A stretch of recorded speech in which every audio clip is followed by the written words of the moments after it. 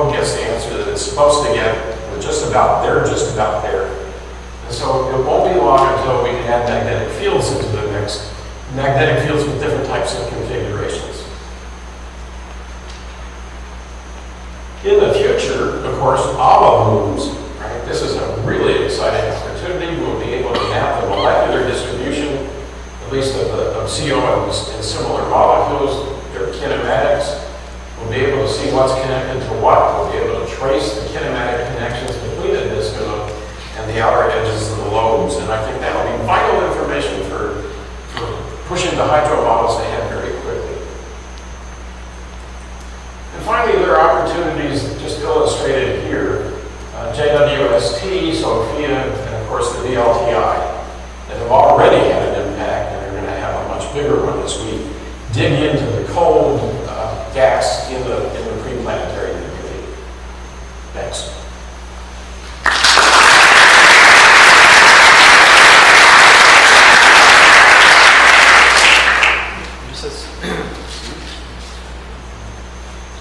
You've left us ample time for questions, Bruce. So, questions?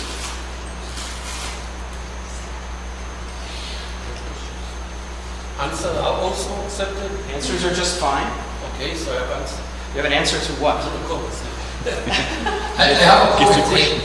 Some time ago, long time ago, with the interacting wind model, yes. There was a slow wind in the motor, and then fast wind. We also managed to do all shapes and more than that. For ionized planetaries.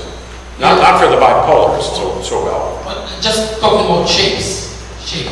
So this is marvelous work, I don't say, but we should be very careful just producing shapes and even velocity and even ionization structures and so on.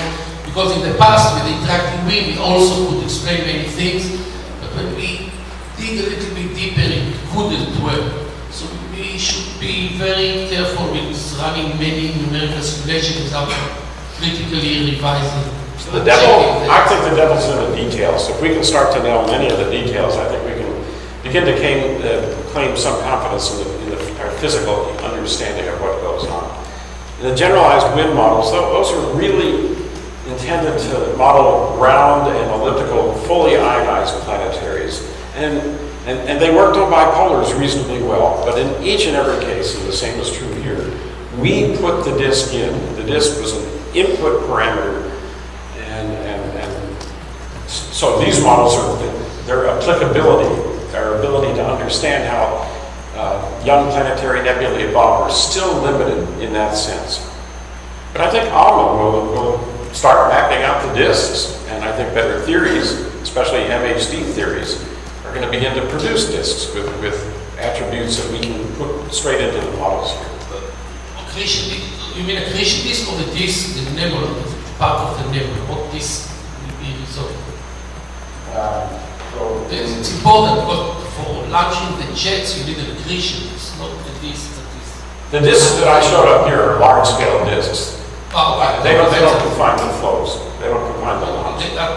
They're just sitting there, and the heated material in the lobes runs into them and interacts. That's all. Yeah, it seems for a long time to come we're going to be relying on spectrally unresolved kinematics to answer to address the point that Noam's talking about. Spatially unresolved, spectrally resolved kinematics, as in double peaked line profiles in some tracer that may tell us about the presence of an accretion disk. Adam has a question. Just, I think one idea that Bruce and I were playing with in doing this is, so we've been sort of running hydro models, and speaks, I think, to your point, Noam, for all of us for a while, including MHD models. And one of the things we want to do with this, and I would certainly encourage people with other codes to do this to confirm what we're doing. But we sort of have this set of actors for these kinds of models, right? You've got a spherical wind, maybe, or maybe you have a collimated wind, which would be some kind of jet, or maybe you have an MHD wind. That's the driver. And then you've got spherical environments, or you've got environments with a pole to equator contrast, or maybe a big donut.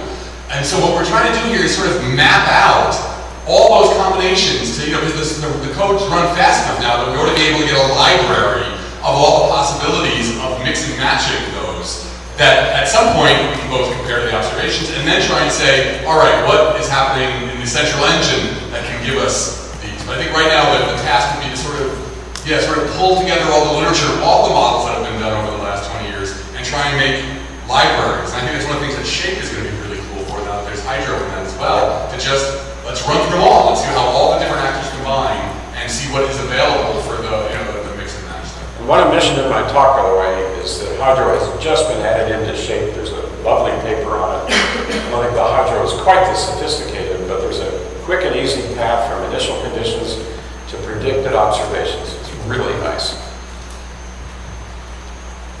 Guillermo? Just a comment about the stagnation point in 2.9, the one that you cannot understand. Those computations were already done 17 years ago by process contract. I'm supposed to be the old guy here saying, we did this 20 years ago. I'll talk to you. So does the stagnation point appear as is the Chevalier approval? Yeah, I'll talk to you about that. That's great. Okay, and just a reminder, yes. Do you want to say anything about flyers? Sorry. Flyers. Flyers. Do you want to say the little things that... Oh, the flyers. No, we don't make those things. You don't know. I think we could if we really put our mind to it. The converging flows are really good at making things like that. But there are other attributes of the flyers, like their wacky velocities, which are yet to be well understood. Just a reminder that if a thought or question occurs to you after the session this afternoon, this evening, I should say, there's a discussion section at the end of the morning tomorrow. This session is going to continue through dinner and then while you're sleeping. So Eric Blackman, I'll call up our next speaker. He's going to be telling us about using kinematic properties of preplanetary nebula outflows to constrain engine paradigms.